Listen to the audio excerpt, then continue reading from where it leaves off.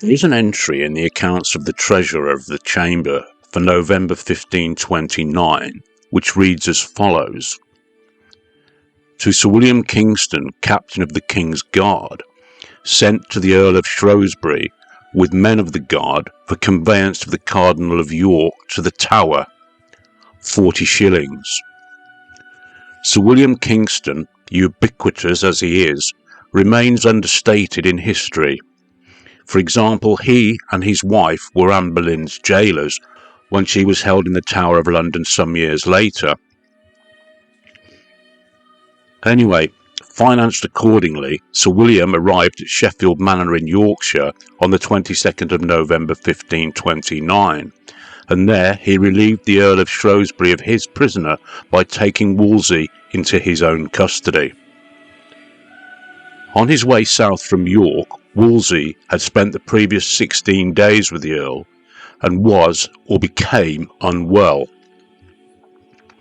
In spite of his plight, however, on the 24th of November, under guard, he arrived at Hardwick Hall in Nottinghamshire, not to be confused with a hall of the same name in Derbyshire. Next day, he was at Nottingham, and on Saturday the 26th of November, he arrived at Leicester Abbey. His health continued to deteriorate, and in the early hours of the 29th of November, his Gentleman Usher George Cavendish, who was with him, memorised and later wrote down an account of Wolsey's last hours, and his dying fears of the Lutherans. Here is what George Cavendish wrote. My lord, being very weak, and about 4 o'clock of the next morning, I asked him how he did. Well, quoth he, if I had any meat, I pray you give me some. Sir, quoth I, there is none ready. Then he said, you are much to blame.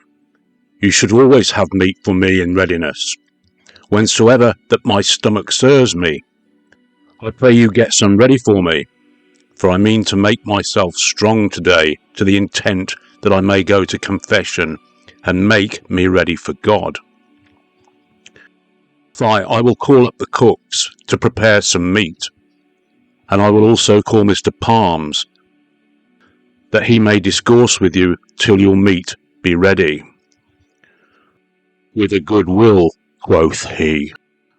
And so I called Master Palms, who rose and came to my lord.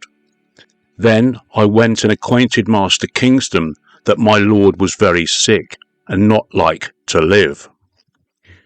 In good faith, quoth Master Kingston, you are much to blame to make him believe he's sicker than he is.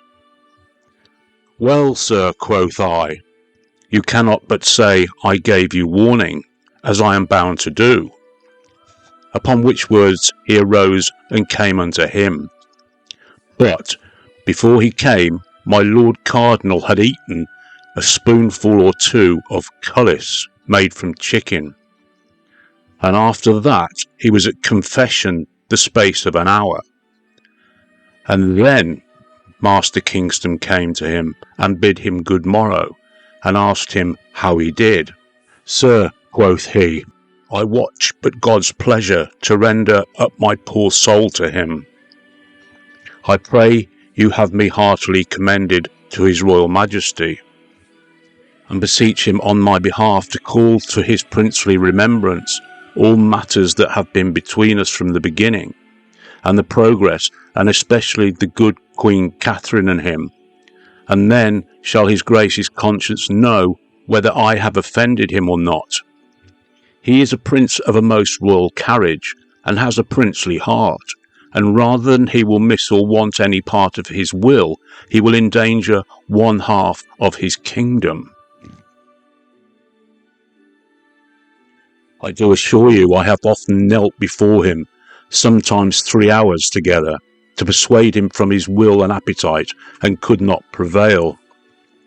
And Master Kingston, had I but served God as diligently as I have served the king, he would not have given me over in my grey hairs.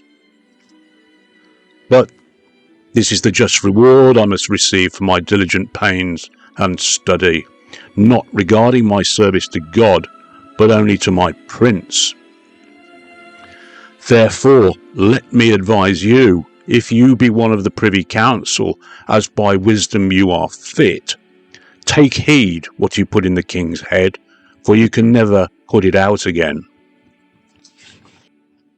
And I desire you further to request his grace in God's name, that he have a vigilant eye to suppress the hellish Lutherans, that they increase not through his great negligence, in such a sort as he be compelled to take up arms and subdue them, as the King of Bohemia was, whose commons being infected with Wycliffe's heresies, the king was forced to take that course. Let him consider the story of King Richard II, the second son of his progenitor, who lived in the time of Wycliffe's seditions and heresies.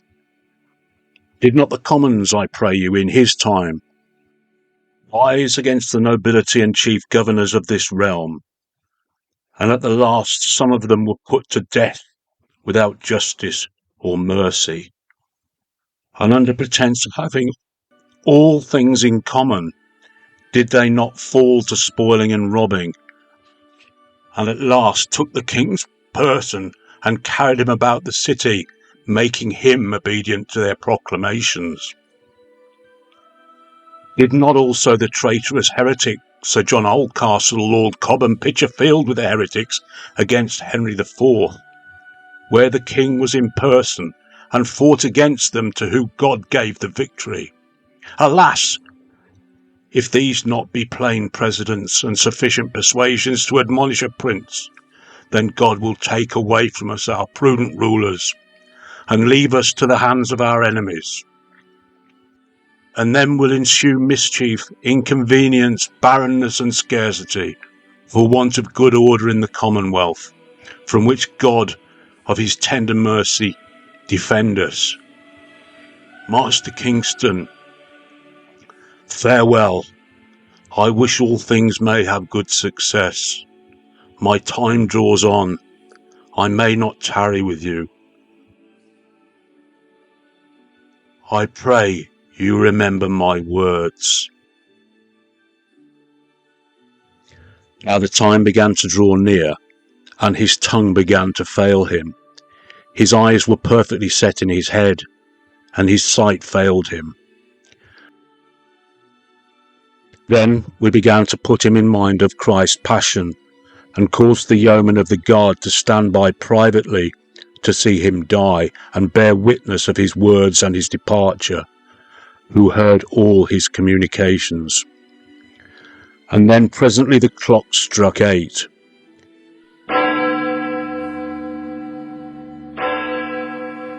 At which time he gave up the ghost, and thus departed he this life. Each of us looking on one another, supposing he prophesied of his departure.